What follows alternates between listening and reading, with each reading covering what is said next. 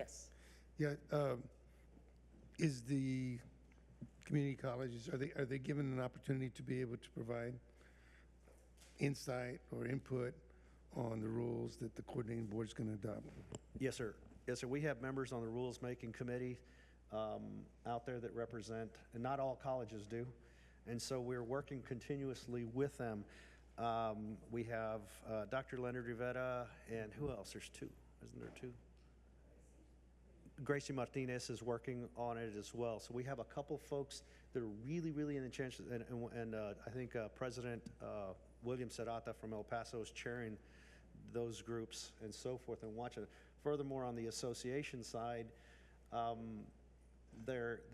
remain on a legislative committee and a couple other things, and we're gearing up as we're preparing that meeting next week that I'm talking about, that we move this date for. We'll begin talking about the dates, times, efforts going into the legislative session so that rules making continues to advance us, and so that we don't unravel things that, you know, with loose ends, so to speak. That's going to be a very, very important thing this next legislative session. In fact, I received a call from out of state from a big foundation with support and monies for that, for the association, to make sure and keep an eye at this next legislative session on these rules so that we do not backslide. What's going to make things, what's compounding things even further is that we are now looking for a new commissioner of higher ed, as Commissioner Keller has moved on to a presidency at the University of North Texas system, and so forth, or chancellor, CEO, either way. And so we're putting our plans together to watch out for that. I appreciate that question, because that was a big announcement that we were going to have to share today. Yep. So one last thing, I guess it's how many and how fast? So generally, do we say it again, David? how many and how fast? How many do we have enrolled and how fast are they finishing? Yeah. So do we have any information, either solid or general feeling, that our enrollment is down or people are taking longer to finish? So I'll jump in there, and Patricia, you can kind of come up and help. We work on this daily. Summer enrollment right now, fall enrollment, as we prepare going in, it's changing day to day. I just called yesterday, in fact, and Patricia and I just talked yesterday, and enrollment for fall from this year compared to last year is flat, and which is always better than the negative. But go ahead, Patricia, you have some more information. Today our credit enrollment is at 6590. Which is percentage plus or minus? It's flat. Yep. Okay. Yep. And then so if that's for the enrollment piece, and an indicator. We always use summer, and then summer. How was summer compared to last summer, basically? I have to get back to you on that. I don't have that data for today. And so that's always a kind of, we used to use it as a firm predictor for the fall. I don't know that we have that opportunity anymore post-COVID. All the rules are different anymore. But then there's the finishing piece to your question. You know, are they finishing faster and so forth? Well, those efforts are more longitudinal. I don't have that right now in front of you, but we're trying to put strategies and efforts in place for that constantly. But I mean, there's nothing screaming out at you guys saying that we either have fewer people or they're graduating slower. I mean, I guess that's the main concern. For sure. Okay, all right. Yes. Thanks. Okay. Can I say one other thing? Yes, ma'am.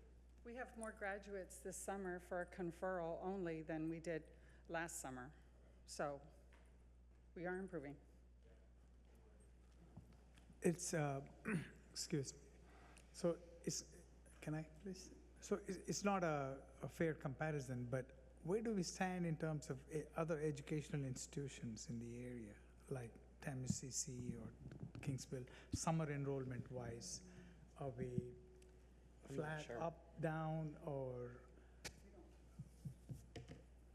just your general feel, nothing specific? To my knowledge, we don't compare our enrollment for A&M Corpus or A&M Kingsville. We just compare the other large community college institutions.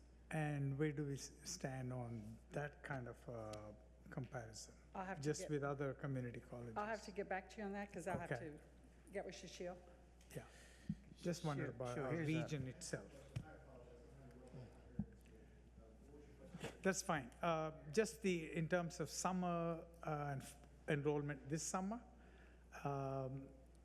in relation to other community colleges in the area, are we up, down, are we staying steady, and the fall projections too, I mean, fall enrollment figures too? Okay, no hurry, thanks. Yeah. Okay, do we have any further questions? Okay, Dr. West will now discuss our strategic plan and our resource allocation.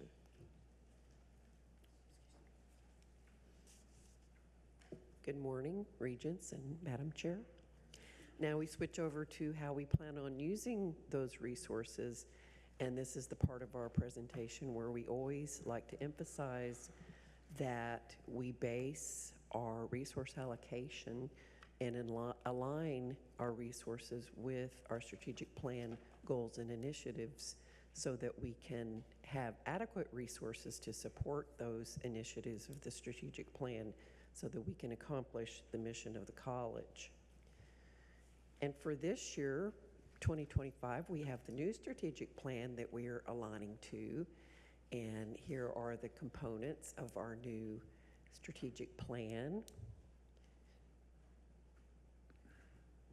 And then this slide shows the focus that we see for the 2025 budget for our new strategic plan initiatives. And it's increased completion for all students, and we're very proud of our new Bachelor's of Applied Science degree that we're offering in organizational management and leadership. We're also making sure that we have resources available for whatever instructional equipment that is needed. Another important component is optimizing the Viking student experience, and that's the creation of a new ideal student experience and promoting the DMC programs and recruiting students.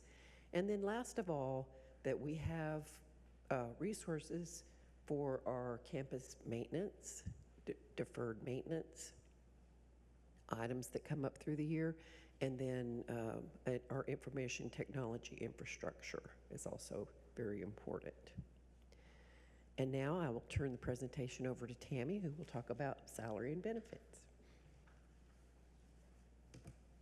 Thank you. I get to talk about one of our most important resource, which is our people. So what we have today in this budget, we have proposed 4 options for salary increases. So every option has a different percent or a different way we're calculating for the different categories of employees. So I know you can read the options, but what I'm going to go over and review is the option that we did use in this preliminary budget, which we did use option 4. So in option 4, for full-time faculty, and of course every category has a eligibility requirement. So, you know, the eligible full-time faculty we have in this preliminary budget to award the 1-year experience pay at the current level of $829. And then to add a 6% increase to the schedules for their rank, their education, and their base, so it's also called common base. This information also includes promotions, because we did have promotions that were approved for this coming year. And then anytime we increase a 9-month contract, it also impacts how we pay out summer pay. So all of this is included in that calculation. We're also proposing for our adjunct schedule, which also is how we pay our full-time faculty their overload when they teach over their regular course load. We're proposing a 5% increase to that schedule. And so that is our faculty portion. So if you look at the total for faculty, and we also have to add in the associated benefits with all of these increased components, it's about $2.5 million. If you look at the exempt, which includes instruction for CE and workforce development, anyone that's on the instruction side for those 2 areas are included in the exempt category. We are proposing a 5% increase. For our non-exempt full-time employees, a 5% increase. And then we're also proposing a 3% increase to our part-time employees. This is what I call our core group of part-time employees. They're the ones that come back every academic year, every fiscal year. It excludes work study, student assistance, grants, and instruction. Grants are not included in our budget. Those are in a different budget. Our part-time instruction, like through CE or workforce training, those come and go. They're temporary people that come and go, and they may teach a one-week Excel class or something.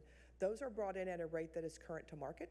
So those would be paid at market when they are brought in for these one-time type of educational opportunities. So it leaves that, what I call that core part-time. There's about 90 approximately employees that I would consider the part-time core.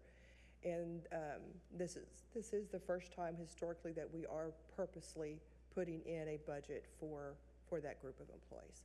So for the exempt 5% with associated benefits is about $983,000, and then for the non-exempt full-time and then that part-time association and benefits is about $580,000. So the total for all salary and benefits for what we just reviewed for option 4 is a little over $4 million. Are there any questions on this? And when we put information out, we do let employees know eligibility-wise. For faculty, they have to be hired by last October 1st. For full-time, and we're also using this for the part-time, they had been hired by May 1st of this year to be eligible for this proposed increase. Yes, sir.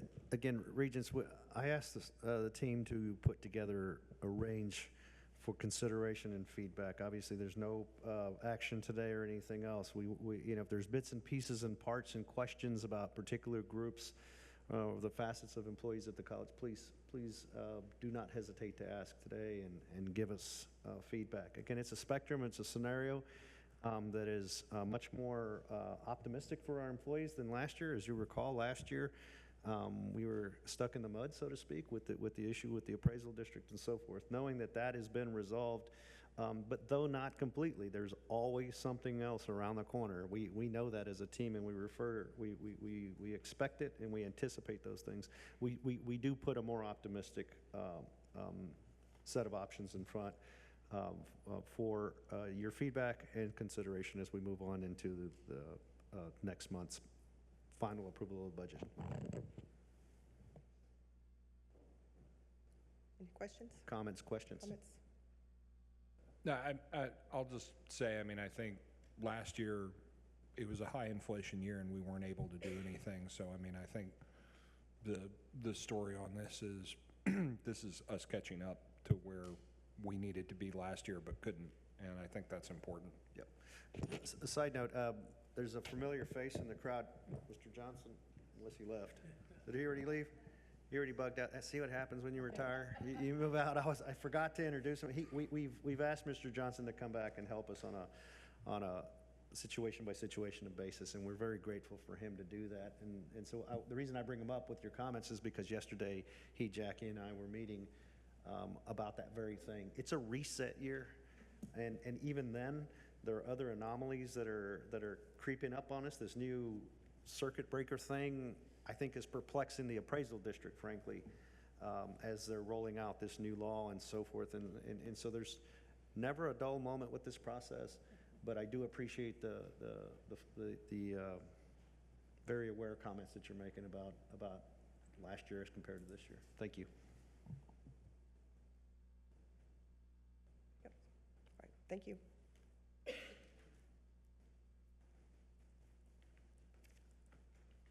Thank you, Ms. McDonald. Okay, so for our preliminary expense non-salary items, we are currently estimating about $2.4 million for items that support the college's strategic plan and House Bill 8 initiatives. So these include increasing completion for all its students, optimizing the student Viking experience, maximizing resources entrusted to the college, and our election expense. For our House Bill 8 initiatives, we have included some of the funds we talked about last time within the departments, and then we have $250,000 set aside for the development of open educational resources, instructional equipment for high demand fields, and then Occupational Skills Award for academic and continuing education. Do we have any questions? So I ma'am. can track some of these through the next couple of pages, but if you have a place to point out when we talk about increased completion for all students, if there are specific examples from a budgetary standpoint, I certainly understand the philosophy, but if you can point out where there's increases related to that specific item. Okay. Okay, so we'll get there. So for our preliminary expense budget, we have included option 4 for our salary increases that Ms. McDonald discussed, along with that $829 experience pay that was approved in this fiscal year. For non-salary expenses, we are currently estimating that $2.4 million and an increase in our contingency of around $102,000, bringing the total expenses to $6.8 million and an overall increase of 6% to our budget. Any questions?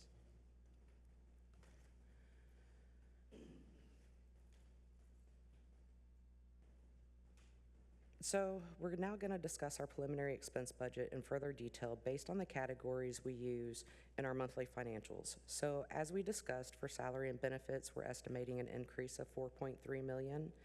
And in our last update, we provided larger figures in some of the categories to give you an idea of where we were considering funding.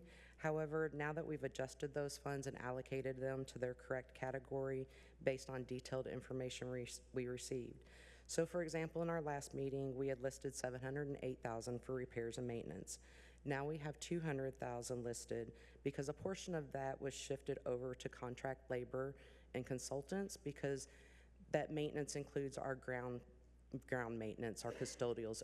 Those are contract labor, they're third parties. So it's just a shifting of where we put those funds. For equipment, we did decrease the amount since we did address several of the departmental needs for instructional equipment out of this year's expected surplus. And then we did include some in those House Bill 8 initiatives for additional items.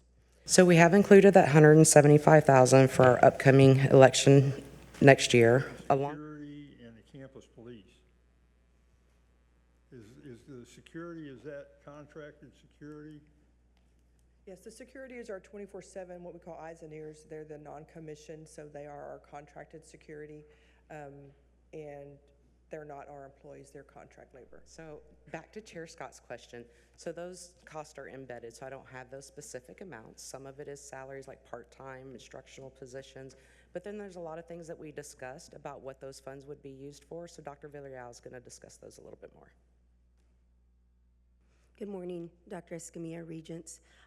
In terms of the embedded appropriations within our budget, so if you remember, you've had presentations regarding the Strategic Enrollment Management Plan, the Strategic Marketing Plan. So those departments have asked for extra appropriations within their budget, along with IT. And those three major areas are really where you're going to see some of the extra increase there, so that we can really meet the needs of the students coming forward into the future. If we can, for the next time that we move into the budget, bring those specifics, because that'd be very important. Because, you know, last year we did see that increase, and then this year it's flattening out. But and there's still some time on the clock to see some enriching there, hopefully. And so let's prepare to flesh that out a little bit more, or a lot more, at the next meeting. You get my point. Yes, absolutely. We just weren't prepared for that question. I'm sorry. While we're having these little commercials along the way, Regent Babley, I just received from three of six South Texas community colleges about their enrollment, that their enrollment for summer flat all across the board for the first 3 of the 6 that I just texted. So just FYI. All right, are there any other questions? Yeah. Yes, sir. What makes up the contract labor and consultants? I know what the consultants are, but. So that's going to be for like our custodials as a third party that we pay, our groundskeeper. We don't have enough groundskeeper to maintain all 3 campuses, so we hire a lot of lawn care. So that's part of that as well. They fall under the contract labor. Most of it's contract labor. There's not very much in consultants. Yeah, I was going to say, I mean, we don't have a building program going on right now, so. Yeah. Yes, sir. It's mainly contract labor, those third-party services to maintain the campuses. Any other questions? I've got just a comment. Yes, sir. I have the same concerns about consultants and contract labor, kind of, first off, being lumped together. Because again, to me, a consultant, when you need a consultant, it should be something that's done kind of on a one-off. We were gonna try to get some IT expertise, one-off, to get us to a certain level, then, and we have to hire a consultant. That makes sense to me. If we have to look at something that, trying to use another example, but and contract labor, to me, even if you did it the first time and you're evaluating whether to keep contract labor or hire additional staffing, then you can have a different line item for contract labor, but at some point, contract labor for specific departments, kind of like, say, for instance, maintenance, should go back so that, you know, someone could look at your maintenance costs and understand that that's going to be the way it's kind of be. It's going to be going forward unless you've got some. We can look at it that way. We have the detail to separate it because we have department numbers, so we have internal information that we can separate it easily, but we could have a discussion about separating it on the presentation. Just my own thoughts. I'm sure there's 9 members here, the board, and we probably all have a different opinion, but that's just just for clarity is the only thing that I'm looking for. Thank you. You're welcome. Any other questions, comments? Okay, that concludes our presentation. Thank you. Thank you very much, Raul, to you and your team for that.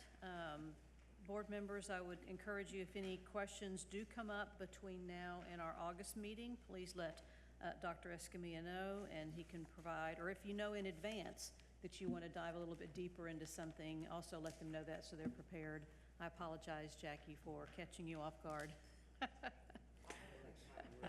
That's what this meeting. That's what this meeting is That's for. what this meeting is all about. It's Let's just talk. Yes, let's just talk, and there's no action, and so we can shape up. There's lots of notes being taken, so we bring clarity as we move into final approval. Madam Chair? Yes. I'd like to say thank you very much for the way that you guys present our different numbers fixed as to what our revenues are going to look like. We can choose the option that best fits. Yes. But what the true numbers are going to be, what we think the true numbers are going to be. Yes. So thank you very much. Thank you. I got one more question. Yes, sir. Looks like there's, I need to go back here. Looks like there's about $2 million for maintenance and repairs and $250,000 for deferred maintenance. I seem to recall a list from Mr. Stravos about things that needed to be done that was well in excess of that.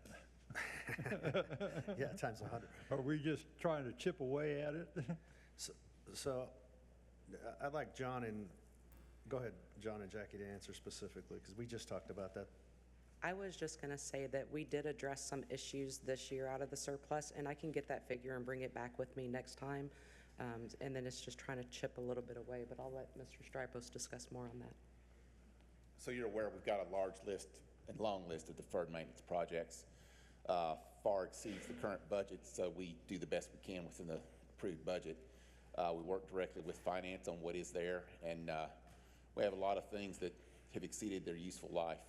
Good or bad example, still have clay sanitary sewer pipes and from the 1920s, and we find out that they're clay when they actually collapse and have to be replaced on emergency repairs, because when the sanitary sewer collapses, the building's shut down because the restrooms no longer work. We've had a fair number of those this past fiscal year. Unfortunately, we expect a few more in the coming year. We've had air handlers collapse, fail, and so then there's no air conditioning in a building or part of a building. And so, it's a feed over from the pandemic that we still have like 6 months lead time on air handler units. So it's more about crisis management more than anything else, versus being proactive. So we're still in a reactive mode, but we are having discussions about how we become more proactive. It is going to be a large financial decision, which is we'll have to be partnering with the board on how we tackle that problem. Yeah. Jackie made a couple of references to surplus this year, funding some things, and then we have a bulk of money at some point coming in from the appraisal district for our previous year tax collections we were unable to tax. Yes. So I'm wondering if that shouldn't be combined in one discussion with an updated list or the strategy, potential strategy for some of the maintenance projects that you're talking Yes, ma'am. about. Should those be a combined conversation? Or a two-step conversation, if you will, because we want to close out the year.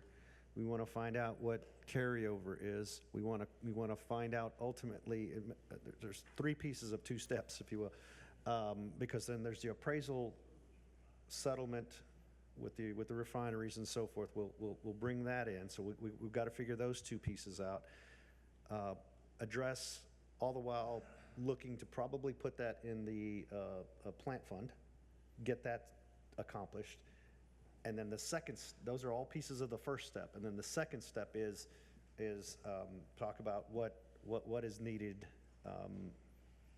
Exactly. in What a we can triage kind prioritize. of crisis, Right. crisis kind of management piece that we're in, because those are drops in the bucket for the bigger, broader pieces that we need for deferred maintenance. Because reactive maintenance is the most expensive kind. Yes, it is. Yes, it is. So if we can think about when to bring that back, and let's make sure we have a full discussion at the board level with people who are smarter in this than I am. But I'm sensing we need to have a fuller discussion about both the revenue, the needs, and then the revenue sources to accomplish those needs. Yes, ma'am. Okay. I would just throw in, I agree with Rudy. I think one of the first steps is kind of separating the financials where it's pretty clear there's a plant budget that includes both capital and ongoing maintenance expenses, and whether the revenue's coming from the M&O tax rate or the debt service tax rate, I think it's important. I think we got to figure out how to get out of a system where we wait for a building to implode and then ask the taxpayers for a tax increase to bond and build a new one. Even if we can do some short-term debt, because I think we need to look at the list again. But I remember looking at the list and seeing some stuff that some of those things will lower our ongoing maintenance cost more than they cost if we borrow the money to do them. And so that's kind of the low-hanging fruit stuff that can get done first. But then there's other stuff that, the air conditioner has to work, the pipes have to clear. Sure. Yes, sir. And so I think that's a great idea. And I know we talked about doing a facilities plan, but I think that's a great plan that the chair gave in terms of how to get into that. Yep. And so I think a couple months ago, we talked generally about where we were, and that was one kind of step towards that. There's a couple different pieces that we've been talking about. And in fact, Lenore and I were talking about this the other day, this summer, and that is, we have to look at where the college is overall with its INS program. In other words, its debt program, and where things are there, because there's some very, very great opportunities coming forth in a very short period of time, 18 months to 24 months. It's going to be a very different scenario. I'm getting the nods from Jackie and others back there, because there's going to be a lot of debt that's going to be turned over and so forth, which would just ease things up for us in so many ways. Right. So I think if we bring those two pictures together, I think that's really where you're coming from and saying, okay, we'll do that. Another thing, I do this every year for a living, and there's just a certain amount of money I throw in my budget every year for the random thing that breaks that nobody thought was going to break. And so I don't know how tight you've got John on budgeting, but I think there's a number on, every year we have $500,000 or $1 million of it broke, we have to fix it, Yeah. and that just has to get built into the budget, that it's there. That's, I think, Portion of this in closed session for IT security and safety and security advisory report. To give a little background, the board audit committee usually meets prior to the board meeting, and they review this information and they make a recommendation to the board. But due to the anticipated inclement weather from Hurricane Beryl, it resulted in us canceling the board audit committee meeting that was scheduled for July the 9th. So today, the decision was made to forego the audit committee meeting this time and defer this audit report to the full board. Okay, thank you. Dan? Oh. Good morning. Or I guess, afternoon now, so sorry. Thank you for having us here again. I'd like to introduce Afton Gillard. Afton is one of our, normally Brandon's here. Brandon's was out, unavailable. Afton is one of our seniors. She has worked on projects with Del Mar now for probably 5 years, so very well versed in that, and she is here to help me answer any questions. As Tammy said, we do have quite a bit to cover as part of our plan presentation for today. Through the various reports that we've issued and give you a status on a few others, we'll dive in and we'll start with our accounts payable and disbursements. So as a reminder for you, the scope of this audit was over the not the procurement side of getting invoices and procuring goods and services, but actually paying those. And so that starts at the vendor invoice, receiving it, the review, approval, vendor payments. We also included in this scope travel and expense reimbursement and independent contractor status and reporting. We've covered all of this before with the exception of travel and expense reimbursement. This is the first time we've audited travel and expense reimbursements for the college, and so that is new for us. To audit here. We've done that other places extensively, but several years ago we did audit AP and disbursements. So as the results of our audit, pleased to report that we issued a satisfactory rating. And so just as a quick reminder, we have 3 tiers of ratings for each report: strong, satisfactory, unsatisfactory. This received a satisfactory rating. We did have 5 findings. But all 3 objectives are Objective A, which is our design of internal controls, Objective B, which is the execution or effectiveness of internal controls, and our Objective C, which deals with user access and the ability to perform functions related to AP and disbursements. All 3 of those received a satisfactory rating as well. We have 5 findings. 1 of those is low, 4 are moderate. 2 of those relate to the execution of performing the internal control activities. The other 3 are related to design, and mostly those are around policies. And so in the report, you'll see those, and here's a quick summary of those findings. The first one relating to developing some standard operating procedures that include all the processes and controls performed by the AP team. So in reviewing the SOPs as part of our review of the design of controls, we identified that there should be an update of those SOPs to include a few items that were left out. That was a the low risk rated finding that we had. Finding 2 was centered around compliance with Texas Government Code, Title 10, Subchapter F, of 2251. So that's commonly referred to as the Texas Prompt Payment Act. Essentially what that says is that once a government agency receives an invoice, they have 30 days to pay it. Otherwise, they owe interest on that, and it prescribes the interest calculation. It's pretty easy with Texas state agencies because they go through the Central Texas Comptroller's Office, but for government agencies outside of that, you actually have to calculate the interest. Really, it's we identified in the standard operating procedures, and there was a gap in the process of how the college will comply with that. So good news is that's just design side. When our testing, we did not identify any late payments, so there's no non-compliance. This is just a correction in the policy or in the SOPs. Also, in item 3 there is just an update of SOPs with the inclusion of the system, the Concur system for travel and other expenses to be updated in the expense reimbursement policy. There's no references to Concur, so it's just a little dated, and so that is an update as well. Finding 4 related to some travel expenses, and really it's just 2. We tested 25 samples, and 2 of those items were paid in greater than the 30-day window that's in your current SOPs. So SOPs say you have 30 days from the last date of travel to submit for reimbursement. We found that 2 reimbursements were paid that were outside of that 30-day window.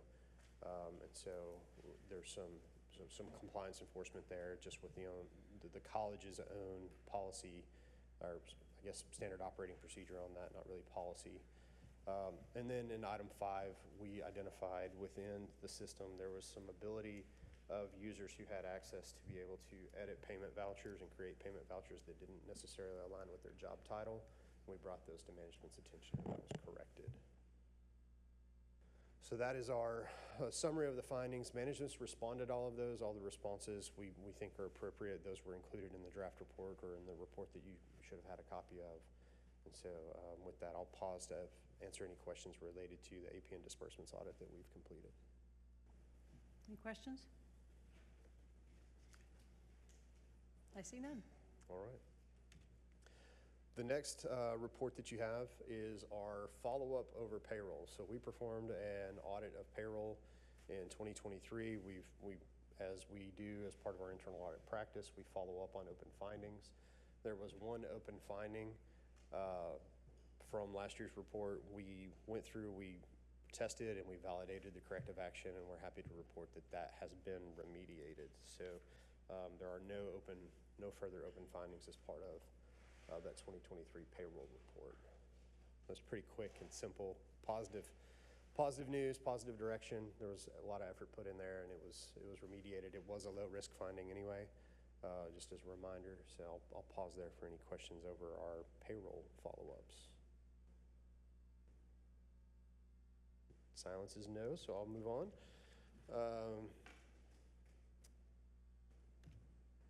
So provide you a status over our audit advisory work, consultation work over environmental health and safety. So as you may recall from one of our prior meetings, we had expanded our safety and security audit scope on our plan to do some consultative work around assisting with the development of the BCP form that helps fill in the EOP. So your emergency operation procedures, we've got a college-wide EOP laid out, but in that EOP it references different departmental EOP and BCP procedures. There's a major effort with the college to go and identify and start getting those different pieces of the plans completed and formalized and documented. We're assisting with the data gathering as part of that. We've concluded the majority of our procedures and have gone through reporting and are in the reporting phase, but we did not get that report finalized and ready to provide to you for this meeting. We do anticipate that we'll be complete with those procedures by the end of the month, though. So that's a quick status for you there. Any questions? No? And then we also have a status over one of the internal audit plan changes, if you recall from our prior meetings, were to add some advisory consultation. This is really over college-wide reporting and data collection that will help compliance and help identify where data is that will help you comply with the HB8 reporting requirements. And so we've worked with our data transformation team and worked with the IT department and various other departments of the college to start looking at and creating an inventory of the people, process, and data required to meet the reporting requirements of HB8, and we have gone through that mapping. We are in the middle of field work, and we do expect it to be completed here in the next 2 or 3 weeks. This was actually prepared in preparation for the audit committee meeting, so it's actually probably going to be 1 or 2 week window now from where we stand today. Any questions there?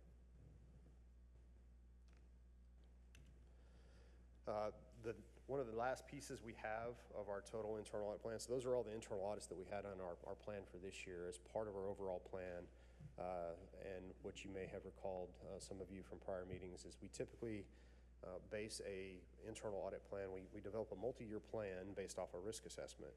And we are at the end of our executed plan, and we need to now do a risk assessment refresh, which is a new snapshot of the risk profile of the college at a point in time. And so we have that planned to sit with Dr. Escamilla, Tammy, and a lot of the leadership team to refresh that risk assessment on August 14th. And from that meeting and that risk assessment profile refresh, we will develop a new 3-year plan to bring back to you for approval as part of compliance with the internal audit standards. And so that is the last sort of big lift that we have as part of our internal audit efforts this year, is to get the risk assessment and a new multi-year plan done and brought to you for your approval going forward.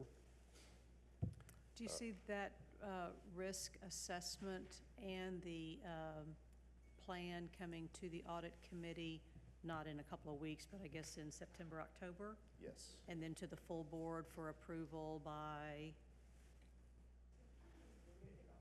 October, okay. Thank you. So we'll have that. Also, one of the things that I don't consider a heavy lift is the annual internal audit report. That should be familiar with to a lot of you. We do have an annual report that we complete that falls in line with the requirements of the Texas Internal Audit Act. The requirements for that report are released generally from the state auditor's office, generally around the first week of August, so we don't have those requirements yet. That report we send to the state auditor's office, the governor's office, and the legislative budget board on your behalf on or before November 1st. That's the due date. One of the things that's incorporated into that report is the next year's audit plan. So we'll have to have the audit plan approved before we can, publish it in that report, but that should all come to you at the same meeting for you to be able to look at that report and approve it as well. I just want to remind the board that the internal auditors report directly to the board. They obviously work with staff, but they report directly to the board. So if there is some concern of any kind, I'm not asking you to go out and just, brainstorm and dig up some wild idea. But if you do have a concern and you'd like to see something addressed in the next plan, now would be the time to have that conversation, and you can either present it to Audit Chair Mr. Garza, to Dr. Escamilla. Let us know if you do have a concern and you'd like them to take a look at something over the next couple of years. One example of that was our audit of our construction processes and so forth. That is a prime example that came from the board as a concern in previous years, actually, that we're still working on. And I think I forget where we are with it, but I just remember it being one as a request. So don't hold back. My only thing reading the presentation was the unpaid bills and the interest, and I think he answered, which was, my question was going to be, so have we talked about getting our payments down to where we're paying people where we don't have to pay interest? But it sounds like we're already doing that. We just need the process in case one ages out over that. So that's great.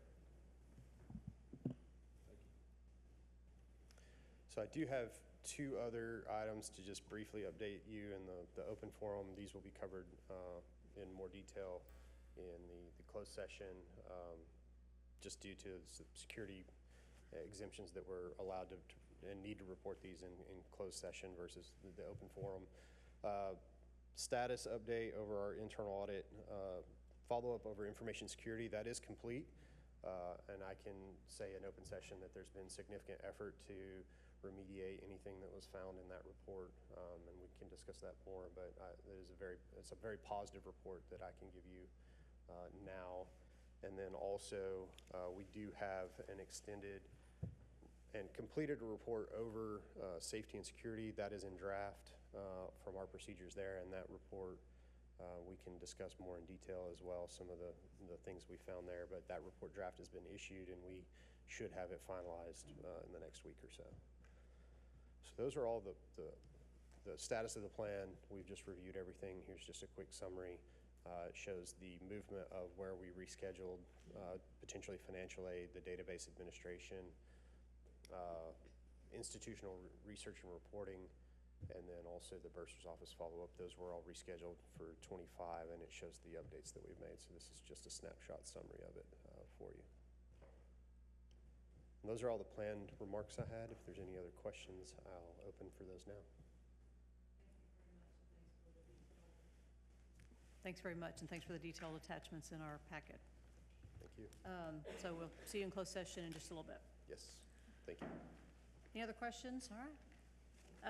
Item number 3 is discussion and possible action regarding revisions to Board Policy B9.1, the policy prohibiting sexual misconduct. Ms. McDonald? Yes, I'm going to defer to our general counsel. I believe that we had submitted a request to table this item. Regents after the. Oh, I'm so sorry. I Yeah. thought it was item 4. I misinformed you. That was 3, now 4. I was thinking, yeah, I'm sorry, it's this one. Fault. My fault. I pulled the. That's 2, Mr. right? The Mr. first one. Rivera. Delia? Yeah, called you on one.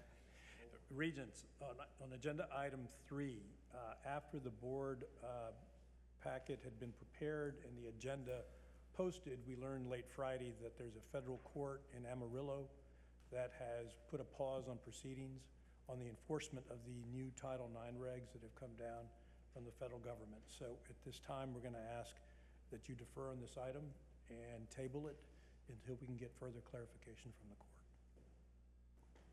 Thank you, Mr. Rivera. So that item is postponed for a future Need a agenda. motion to table? No, No. Staff is pulling it off for future consideration. Now moving on to item number 4 then, discussion and possible action regarding update to the college's free speech policy. Mr. Rivera. Thank you, Madam Chair. Regents, there's a board memo, and you were aware, you were made aware that back in March, the governor of Texas issued an executive order calling for all universities and colleges to review their free speech policies to make sure that they were adequate to cover some of the activity that was taking place on other campuses. There was some confusion initially about whether the executive order extended or applied to community colleges because it referred to only universities. We got some clarification after several weeks that yes, it did. And so what you have before you is proposed edits to the free speech policy that are minor at the moment, but let me explain what else is going on. There were 3 different tasks in the executive order. First, we were asked to review the policy to make sure that it covered speech activity on campus, including anti-Semitic speech. Second, we were to confirm that there was a disciplinary or enforcement process in the policy. We've done both of those. We do have a free speech policy. It generally covers speech that injures or is hurtful to others. And there's also an enforcement and disciplinary process in place. The third thing that the executive order asked is that every free speech policy include a specific reference to the definition of anti-Semitism as is found in the Texas Government Code. What you see, let me ask you to look at the proposed, everything that's proposed as an edit is highlighted.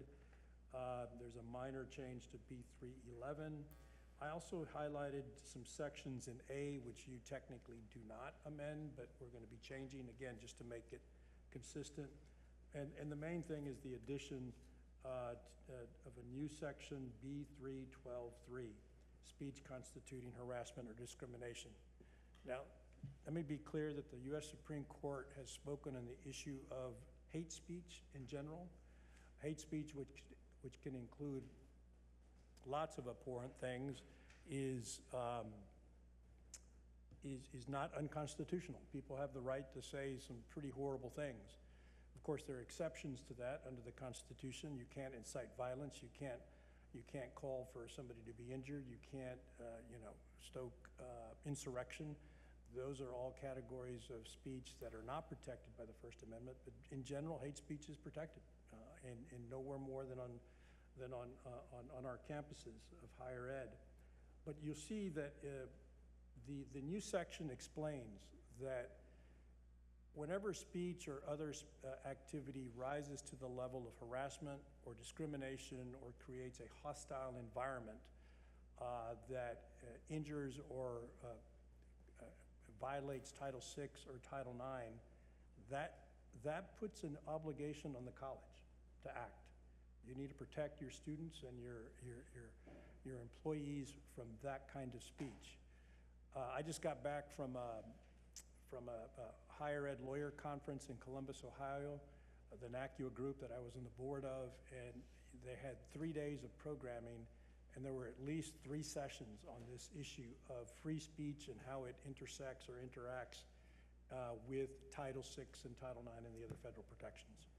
So if you look at the section that I'm proposing to you and recommending that you adopt, you will see that that's explained in there. It also has some references to not only the definition of anti-Semitism in the Texas Government Code that we were asked to include, but it also references some very recent, look at the dates on those. I mean, they just came out.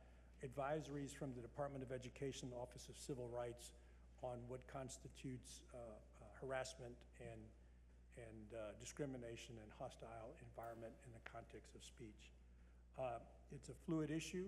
It's somewhat of a gray area, but hopefully this clarifies when we consider it to be our obligation to act as a college. So, any questions about this? Yes, Beverly? So, was there at the conference you attended any reflections on gender identity? How There were. does that There were. include LGBTQ stuff? It does. Groups like that. Let me say this, when this was prepared and I drafted this, it was in anticipation that you would have already at this point approved the Title IX amendments that Ms. McDonald had prepared for you. That's been put on pause. What I would ask is if you're going to approve this, that the motion include making it subject to my review to make sure it's in compliance with current federal law. Okay? Making it subject to review to, because I want to make sure that all the categories fit within current federal law. They did extend it in Title IX, and that's been paused. So that's kind of the dilemma that we're in at the moment. So to follow up on Dr. Babbley's question then, I understand that we've included some language as directed by the governor. Is it possible that we may expand the language to include other discriminated against communities and marginalized communities? Yes, and I will tell you that I conferred with our friends at ACC and their general counsel at Austin Community College, and I borrowed from them. I mean, I have no problem telling you that we collaborate all the time. So the different protected classes and categorizations that you have here are found in Austin Community College's free speech and harassment policy. Augie, I just wanted to commend you on this. I think a lot of people forget that our own civil rights end at somebody else's, and that the college as a government has a duty to not allow its resources to be used to suppress somebody's civil rights. But it doesn't always mean that you get to do whatever you want, and our job is to support it. And I think you did a great job balancing that issue and making this larger than any one group, which is important because it's not about any one group. And it's going to be a challenge, of course. I mean, I don't think we've had too many issues here, but there's been a lot of challenges for colleges. But I think this gives you all a good framework to deal with case-by-case issues. And I really appreciate the care in which you did this. Appreciate it. Thank you. One other follow-up, what I told you that this is I consider these sort of responding to the governor's order, okay, for now. But Dr. Scamia and I have been in touch and communication about a larger review of the free speech policy issue that will be college-wide later in the fall. We think it's important. I think I recommended it. Dr. Scamia is 100% behind it, and so that'll be a larger conversation that we have. So stay tuned, in other words, because let me just say, lots of universities and colleges found themselves caught flat-footed in light of what happened last spring. They didn't have policies that addressed encampments. They didn't have policies that addressed appropriating public property. And so they were in an enviable position of trying to finish building the plane after it had already taken off. So if there's anything I came back with was, let's sit down now and deliberate this while we don't have an urgent matter to try to address. So more to come. So, Augie, with this adoption, we will be complying with the governor's directive and we will be looking at a fuller review of the entire policy this fall. Correct. Okay. Any other questions for Mr. Rivera? Is there a motion to adopt the language as presented? I make the motion. Thank you, Dr. Babley. Second by Dr. Adami. Is there any other questions or comments on that motion? Is there any public comment on this item? Seeing none, all those in favor of adopting the policy, raise your hand. Any opposed, same sign. That motion passes unanimously. Thank you, Metro. And I included the flyer at the back, just, I thought it was kind of cool. That shows you Del Mar College cares about free speech. And I want to give Professor Dale Anderson a shout out because he organized the last Free Speech Day in October, and we'll probably be doing it again. So thank you all for your consideration. Thank you. All right, board members, we will now go into closed session pursuant to Texas Government Code 551.071, consultation with legal counsel, Government Code 551.076, deliberation regarding security devices or audits, Government Code 551.089, deliberation regarding IT security devices or audits, and 551.074A1, personal matters regarding annual employment, evaluation, et cetera, of public officer. So we'll review, do that closed session. We'll stop and grab something for lunch and take a quick break. The time is 12:27 p.m.